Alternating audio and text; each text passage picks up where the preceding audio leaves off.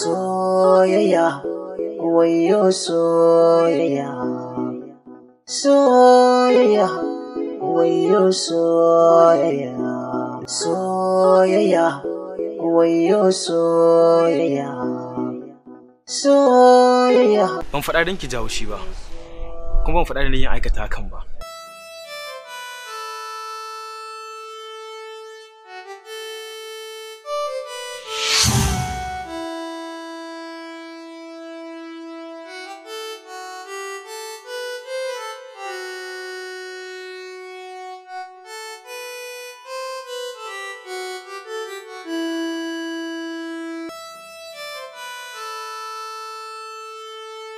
Na samu sabon rayuwa ne a dalilin ki.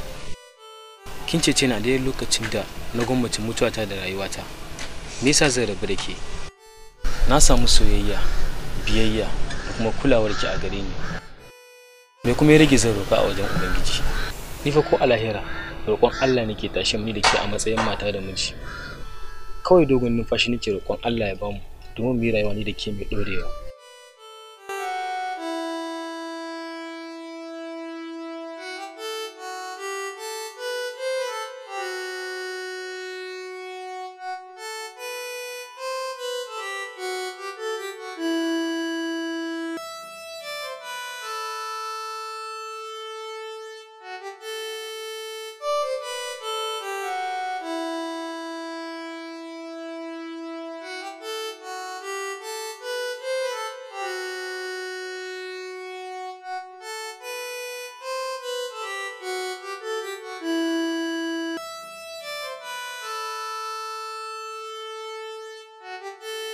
Masoyina.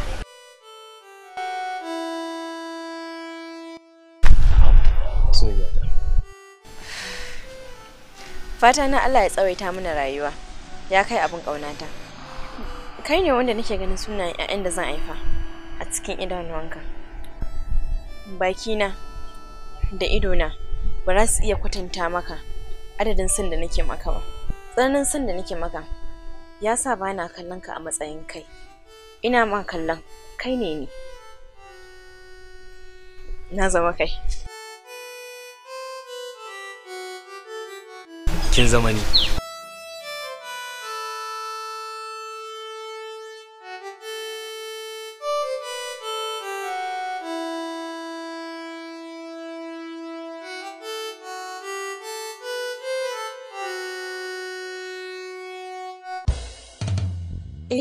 Sakonni daban-daban soke aikawa cikin zuciya, so bai duba kyandiri ko siffa ko kotilin dukiya. Duk girman yari ɗan sarki tilas ne ya so gimbiya. Ni ban zo da yaudara ba, kuma ban zo da matsala ba. Alkawari na soki karɓa, zuciya ke kaɗai ta zaɓa. Kira da ke kimin rumfa, inda kika yi zana rafa. Ba zan jure jira ba, kuma ba zan ji magana.